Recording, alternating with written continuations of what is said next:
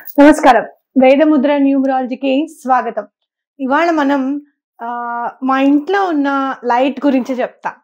అయితే నేను గేట్‌కి సంబంధించిన లైట్స్ కొనాలి అని చెప్పి వెళ్ళామనమాట ఒక షాప్‌కి. 4, 5 షాప్స్‌లో చూసిన తర్వాత ఆహ్, నేనిప్పుడు మేము తెచ్చుకున్న షాప్‌కి వెళ్ళడం అనేది జరిగింది. అయితే అక్కడికి వెళ్ళిన తర్వాత వాళ్ళ షాప్‌లో ఇది హ్యాంగ్ చేసి ఉంది. ఇది హ్యాంగ్ చేసి ఉందనమాట. అది చాలా బావుంది అని నాకనిపించింది. అయితే ఎక్కడ పెట్టుకుంటాం మనము అని కాసేపు ఊరుకున్నా. కానీ నిశితంగా పరిశీలిస్తే నాకు ఈ లైట్‌లో ఆంజనేయ స్వామి కనిపించారు. అరే! మనం ఇది తీసుకొని వెళ్లి చక్కగా ఆంజనేయ స్వామిలాగా అలంకరించుకొని మన ఇంట్లో పెట్టుకుంటే బావుండు అని నాకనిపించింది. అయితే నాకు చూస్తూ ఉంటే నాకు ఆంజనేయ స్వామి కనిపించారు. తప్పకుండా ఇది తెచ్చుకోవాలని అనిపించింది. అయితే అతన్ని అడగడము, అతను ప్రైస్ చెప్పేసరికి అరే! చాలా అందుబాటులో ఉంది గదా! అని అనిపించిందనమాట. ఒక్కసారి ఈ లైట్ వెయ్యి నాగరాజ్.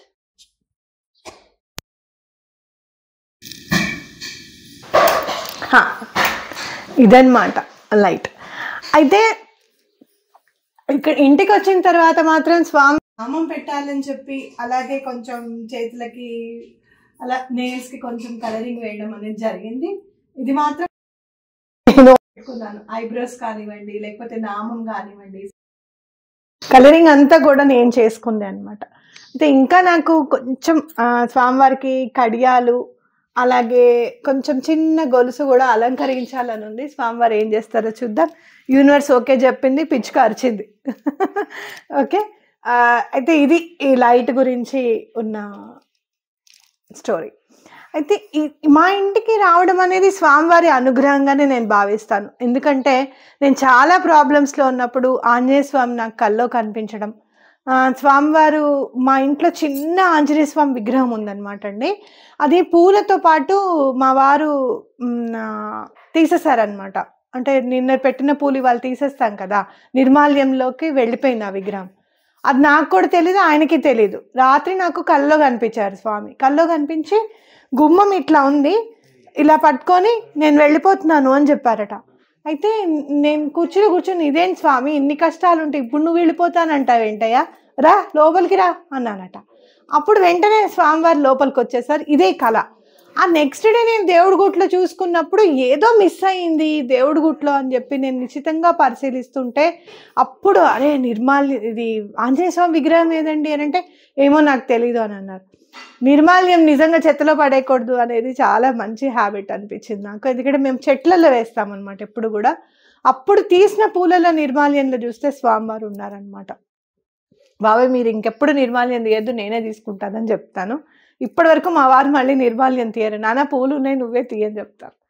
అయితే అలా స్వామివారు చూడండి, అది నిర్మాల్యంలో వెళ్ళిపోయిందని ఎవరికి తెలియకపోతే కలలో కనిపించి చెప్పారు స్వామివారు.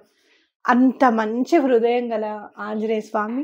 ఈ బొమ్మ చూడంగానే, ఈ హ్యాంగింగ్ లైట్ చూడంగానే నాకు అనిపించింది తప్పకుండా తెచ్చుకోవాలి. స్వామే కనిపించారు ఈ రూపంలో అని అనిపించింది. అయితే ఈ లైట్ గురించి చెప్పాలి అని నేను అనుకున్నా, చూయించాలి అని అనుకున్నాను. కానీ ఇప్పుడు ఇలా చూపిస్తానని అనుకోలేదు. ఎందుకనంటే మీ అందరికీ కూడా స్వామివారి అండ ఉండాలి అని మనం అందరం కోరుకుంటే గనక పొద్దున్నే లేచి స్వామివారిని ఇలా ఈ నామాలతో గనక, ఇప్పుడు నేను చెప్పిన దాంతో గనక రోజు 3 సార్లు అనుకుంటే స్వామివారి అనుగ్రహం మన పైన ఉంటుందన్నమాట. అదేమి నామం అంటే, హే అతులిత బలధామ, హే సుమేరు శరీర, హే సీతారామ ప్రియ, హే ఆంజనేయ, హే పవనపుత్ర, హే సూర్యదేవ శిష్య, హే హస్తసిద్ధి నవనిధికే దాత, శుభమును చేకూర్చుమా, శుభమును చేకూర్చుమా, శుభమును చేకూర్చుమా. ఈ గనక 3 సార్లు మనం చదువుకుంటే మనకి చాలా మంచి చేస్తారు స్వామివారు. ఆయన అండాదండ తప్పకుండా ఉంటుంది. అలాగే మనకి ఏ ప్రాబ్లం ఉన్నా కూడా సాల్వ్ అవుతుంది. ఇది మా ఆంజనేయ స్వామివారి మా ఇంటికి వచ్చిన వాయినం. అయితే చిన్నగా విగ్రహం వచ్చారు, తర్వాత సీతారాముల్ని తీసుకొచ్చారు. తర్వాత మాకు అండా దండ ఉండడానికి ఆయనే వెలుగు రూపంలో మా ఇంటికి వచ్చారు. ఈ వీడియో మీకు తప్పకుండా నచ్చింది అనుకుంటున్నాను. ఇలా మా ఇంట్లో ఉన్న ప్రతి బొమ్మకే అనుకోనివ్వండి, ఏదైనా సరే ఒక స్టోరీ ఉంటుందన్నమాట. దాని వెనకాల ఒక అర్థం ఉంటుంది ఖచ్చితంగా. ఒక్కొక్కటి చూపిస్తాను. ఇంకా మా ఇల్లు కంప్లీట్ కాలేదా అని అంటే కాలేదనే చెప్పాలి. ఎందుకంటే మధ్యలోనే చాలా అర్జెంట్ నీడ్తో మేము ఇంటికి వచ్చేసాం. జస్ట్ లైట్లు ఉన్నాయా, వాటర్ ఉందా అనేది ఒకటే చూసుకున్నాము. మిగతా అంతా కూడా నెమ్మదిగా వర్క్ నెమ్మదిగా చేస్తూ ఉండడం అనేది జరుగుతుంది. మా అమ్మ ఎప్పుడు ఒక మాట అనేది, సొంత ఇంటికి ఎంత పెట్టినా పెడుతూనే ఉంటాం, చేస్తూనే ఉంటాము అని చెప్పి అనేదన్నమాట. పెడుతూ ఉంటే ఆ మాటే గుర్తుకొస్తూ ఉంటుంది. ఖర్చు పెట్టినప్పుడల్లా ఇంకా ఎక్కడైనా తక్కువకి దొరుకుతుందా, ఇంకా ఏదైనా తక్కువకి చేయగలుగుతామా అని చెప్పి వెతుకుతూ ఉన్నప్పుడు తప్పకుండా మనం అనుకున్న దానికంటే చాలా తక్కువ ప్రైస్లో ఇంకో షాప్లో దొరకడం అనేది జరుగుతుంది అనమాట. కాబట్టి మీరు ఏదన్నా కొనాలి ఇంటికి అనుకుంటే కనుక తప్పకుండా భగవంతుని అనుగ్రహం ఉండాలి. ఆయనే మన ఇంటికి ఆ వస్తువు రూపంలో వస్తున్నాడు అని చెప్పి తప్పకుండా దండం పెట్టుకోండి. ఇదే నేను ఫాలో చేసేది. మా ఇంటికి ఏది తీసుకొచ్చినా కూడా 1కి 2 సార్లు కాదు, 10 సార్లు ఆలోచించి తీసుకొస్తాను. మా ఆంజనేయ స్వామి మీకు అందరికీ కూడా నచ్చారనుకుంటున్నాను. ఇంకా ఈసారి ఆయనకి కడియాలు అవన్నీ పెట్టి మళ్ళీ ఇంకోసారి చూపిస్తాను.